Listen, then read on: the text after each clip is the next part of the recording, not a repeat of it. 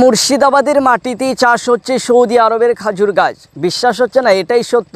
মুর্শিদাবাদ ইসলামপুর থানার অন্তর্গত ধনাইপুর বাথান গ্রামে সৌদি আরবের খাজুর গাছ চাষ হচ্ছে।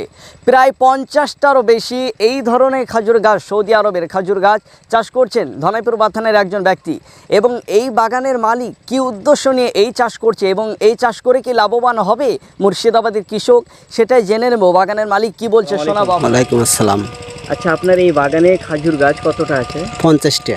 আচ্ছা, এই খাজুর গাছগুলো দেশি না কি? না, বিদেশি, সৌদি খেজুর। সৌদি খাজুর। এই সৌদি খাজুর গাছ কালেক্ট করলেন কোথা থেকে আপনি? আমি অনলাইন করেছি। অনলাইন থেকে? অনলাইন। আচ্ছা, এই আবাদ করে লাভবান হবে মনে হচ্ছে? অবশ্যই হবে। হ্যাঁ।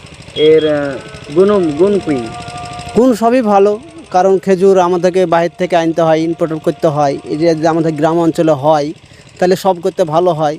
কারণ সবাই মানুষ আরও চাষবাস করে ব্যবসার প্রতি একটু ডেভেলপ হওয়া দরকার।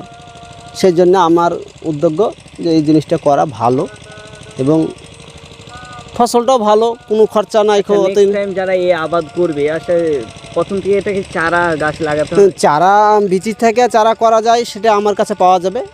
এবং যদি বলে যে কেউ তেউড় চাষ, এই তো তেউড় দেখতে পাচ্ছেন তো, এই তো তেউড়, এই তেউড় নিতে গেলে এটাও পাওয়া যাবে আমার কাছে। ওইটা কোনো ব্যাপার না, আপনার কাছে কালেক্ট করা যাবে। আচ্ছা, এই আবাদটা করে মানুষ লাভবান হবে? অবশ্যই হবে, অবশ্যই হবে।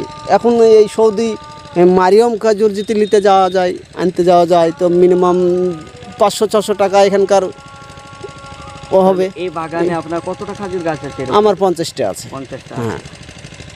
আচ্ছা, কেউ যেতে আবাদ করবো মনে করে, প্রথম থেকে যতটা সহযোগিতা আপনি দেবেন? অবশ্যই দেবো। মানে কি করে এই গাছগুলো, হ্যাঁ, কি করে পালন করতে হবে, কীভাবে লাগাইতে হবে, সবই বলে দেবো। হ্যাঁ। আচ্ছা, আপনার কাছ থেকে এসে চারা পাবে? হ্যাঁ, অবশ্যই পাওয়া যাবে। হ্যাঁ। আপনার নাম? মিজানুর ইসলাম শেখ। গ্রাম? ধনাইপুর বাথান, ইসলামপুর থানা। এই এখন ড্রাগন আপনার ধরেন এই সিজনে লাগাইলে সামনে বছর ফল পাওয়া যাবে এবং ড্রাগনও লাভজনক আবাদ। কত প্রকার গাছ আছে এই বাগানে? 3 প্রকার আছে। যেমন ড্রাগন আছে, ওই তো খেজুর আছে। কোনটা? ওইদিকে বড় গাছগুলো, ওইটা হলে কাপ্ফার গাছ, কেরালার। ওইটা লাগাইছিলাম। ওটা কি ফল হয়? না, ফল হয় না, এটা আলু হয়। আলু? আর নিচে মাটিতে আলু হয়। সে আলু শুকিয়ে ময়দা করে রুটি বানিয়ে খাওয়া যায়। এই গাছ মাটির তলে আলু আছে। নাম কি? কাপ্ফা। হ্যাঁ, কেরালায় কাপ্ফা বলে, আমাদের এখানে ছিমলে আলু বলে। হ্যাঁ, বিভিন্ন জায়গায় শুকিয়ে, হ্যাঁ, রুটি বানিয়ে যাবে ময়দা করে মেলে, শুকিয়ে মেলে পিষিয়ে লিসে রুটি বানিয়ে নেওয়া, পরোটা, যে কোনো খাবার করা যাবে। কি করে চিন্তা ধারণা আসলো যে সৌদির আবাদ করব, সৌদি?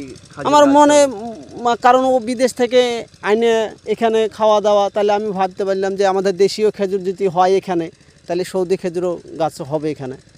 আপনি মনে করছেন সৌদির খাজুর এই আমাদের ভারতের জমি? অবশ্যই হবে, অবশ্যই হবে। আবহাওয়া একই রকমের, কারণ খেজুর গাছ আমাদের দেশীয় খেজুর গাছ যদি হয়, তাহলে এটা হবে না কেন? এটাও হবে। সেই এতেই আমি লাগাচ্ছি। এখন দেওয়া না দেওয়া সেটা আল্লাহর ব্যাপার। মানে এই আবাদ করতে গেলে নেক্সট টাইম যারা করবে, ইচ্ছা হোক, সমস্ত প্রসেস আপনি বলে দেবেন? অবশ্যই বলে দেবো। আপনার কাছ থেকে তেউর পাওয়া যাবে? অবশ্যই পাওয়া যাবে। তেউর পাওয়া যাবে, বিচি পাওয়া যাবে, বিচির গাছ পাওয়া যাবে এবং তেউর পাওয়া যাবে। আপনার নাম? মিজানুর শেখ। গ্রাম? ধনাইপুর বাথান। আপনার ফোন নাম্বার, কন্ট্যাক্টটা বলবেন? 8593024909।